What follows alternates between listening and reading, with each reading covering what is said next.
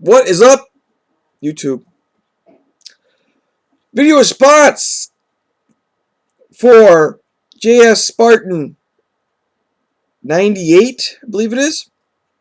I'm a new sub, but I seen a 5952's response video. Thought it was a fantastic idea, so I went and checked them out. All his information will be below for this. It's your sports highs and lows as being a fan. And mine come in two different sports. We'll go with the sports high because the sports low is, wow, it's tough on me. So we'll do the sports high because let's try the sports high. Let's start off with good positive stuff. Huge Packer fan. Super Bowl 45. Yeah, sports high. No, that's not. I'm getting a little more involved in it. I'm a storyteller now. Jeez. The third down conversion in the fourth quarter. The play that we burnt. Wow. Palomalo just was so scared of is Jennings up the seam. Couldn't stop it. Playing with half our team was on injury reserve or some kind of injury. Losing Donald Driver and Charles Woodson in that game. Playing with guys that probably will never start anywhere. Just,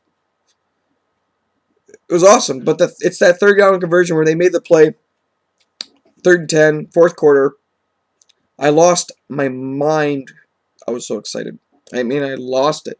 I'm literally don't know what to do with myself. I'm running around my buddy's house and we're watching the Super Bowl, but there's like 18 people around this huge television and they thought I lost my gourd because they didn't know. I guess I knew the importance of the play, but maybe not to everybody else. They were thinking about scoring on that drive or whatever, but still, I realized how big the time of the game. It was even slightly tipped by it was greatly defended. Couldn't get any better coverage on it really. And Jennings makes the catch off the grazing of the fingertip of the defensive back. That play made me lose my mind. I don't think anything could ever make me any happier than executing in the Super Bowl on 3rd down, up by 3.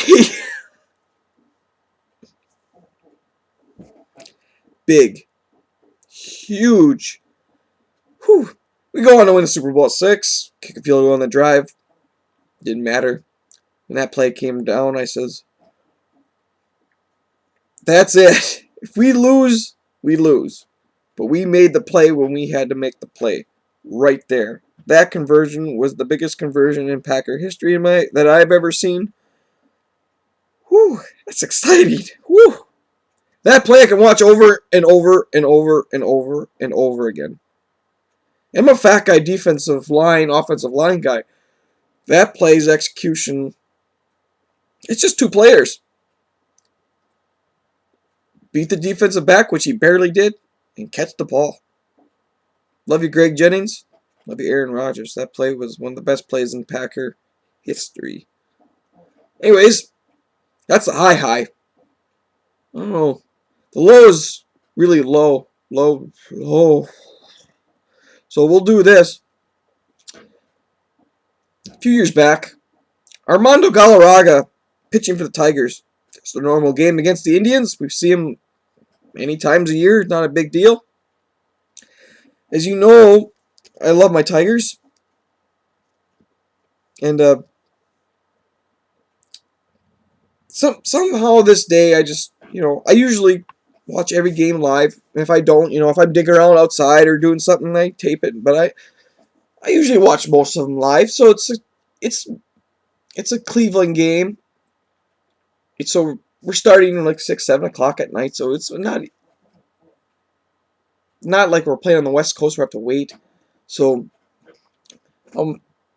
sit down, grab a snack, do my usual evening Tiger game. I love it.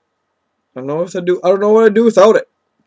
I love that you can go and lose the day before and come back and play again the next day. That's what the Packers are really tough for me because You gotta wait a week after you lose to redeem yourself. So, but anyways, Armando Galarraga is on the mound. There's my old English D right there. Actually wearing his hat for a reason. This is the hat I was wearing during that game. And I half retired it after that game. Couldn't wear it anymore. Had to go to a different Tiger hat. So I brought it out just especially for this one. And usually around that time, I make sure 3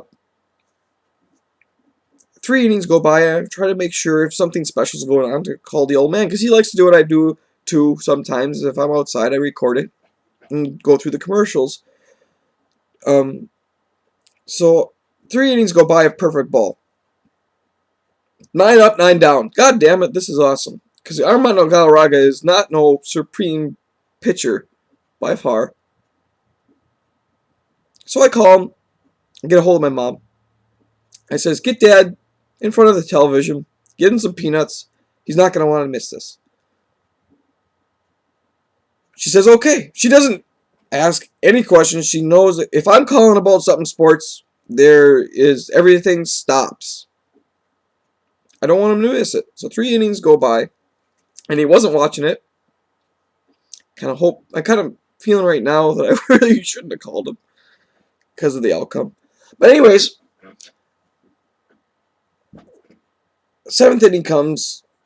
We're perfect through 7. Galarraga is not. I think he's got only like 3 strikeouts, maybe 2 at the time. My dad calls me. He says, "This is it. This is it. Don't try to make it out here, because that's exactly what I'm trying to find an opportunity where the Tigers get the bat, but there's no Tiger radio out here.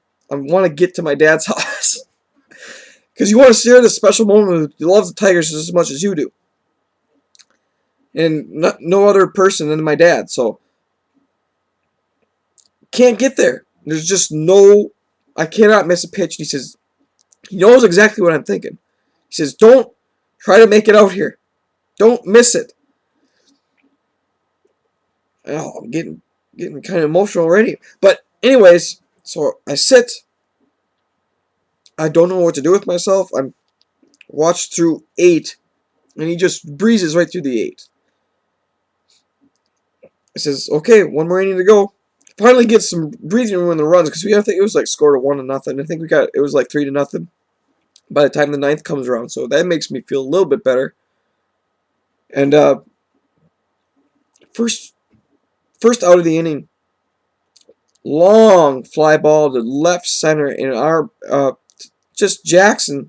Austin Jackson just makes the most incredible catch I have ever seen in that situation. Well, in any situation, it would have been an awesome catch if the score was 11-12.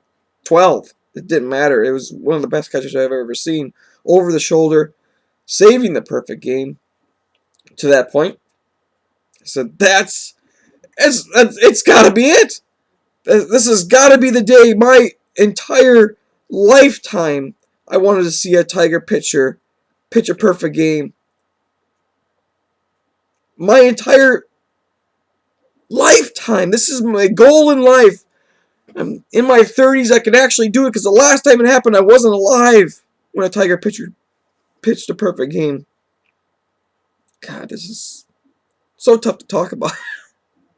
But anyways, second out, easy breezy.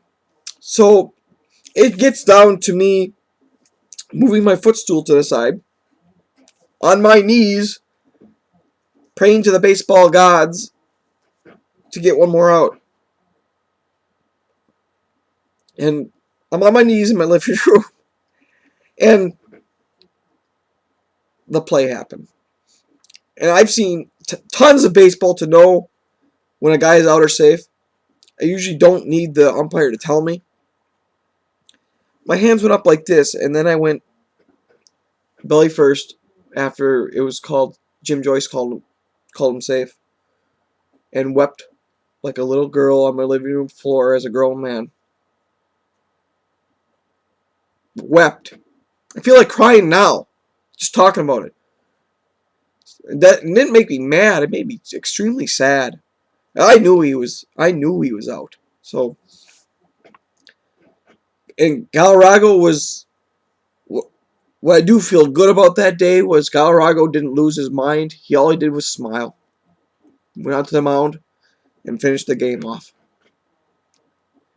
I don't know any other pitcher that if that was Verlander, he would have lost his mind.